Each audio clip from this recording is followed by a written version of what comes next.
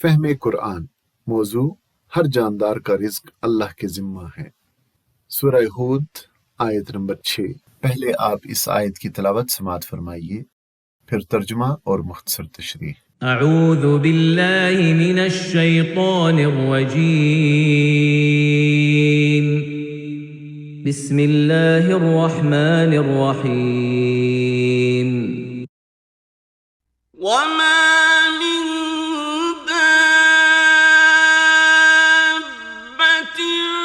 في الأرض إلا على الله رزقها ويعلم مستقرها ومستودعها كل في كتاب مبين۔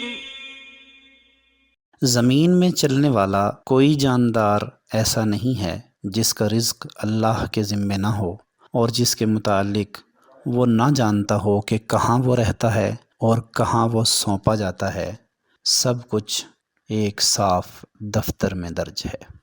صدق اللہ العظیم۔ اس آیت کریمہ سے ہمیں یہ معلوم ہوا کہ اللہ ہر مخلوق کا روزی رساں، کفیل اور ذمہ دار ہے۔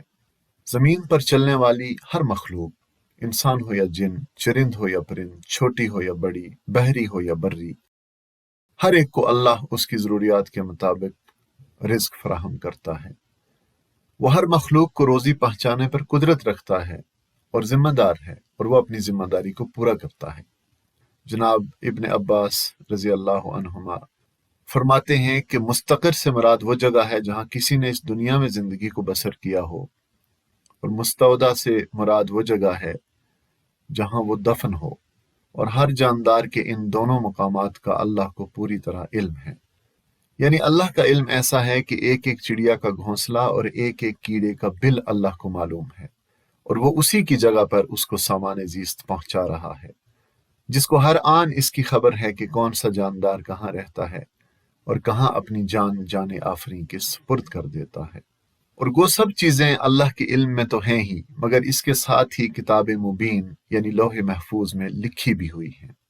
بخاری و مسلم میں حضرت عبداللہ بن مسعود رضی اللہ تعالیٰ عنہ سے روایت ہے کہ نبی کریم صلی اللہ علیہ وسلم نے فرمایا، ایک طویل حدیث ہے جس کا خلاصہ یہ ہے کہ انسان اپنی پیدائش سے پہلے مختلف ادوار سے گزرتا ہے۔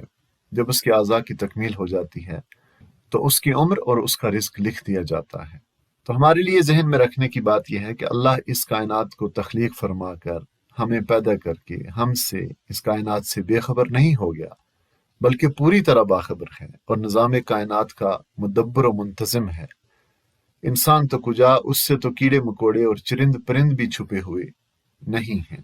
اللہ اس سے آگاہ ہے کہ ہر جاندار کہاں رہتا ہے، اور وہیں وہ اس کو رزق پہنچانے کا ذمہ دار ہے، اور اللہ جانتا ہے کہ کوئی جاندار مرنے کے بعد کہاں سونپا جاتا ہے۔ صدق اللہ العظیم۔ بے شک سچ فرمایا اللہ تعالیٰ نے۔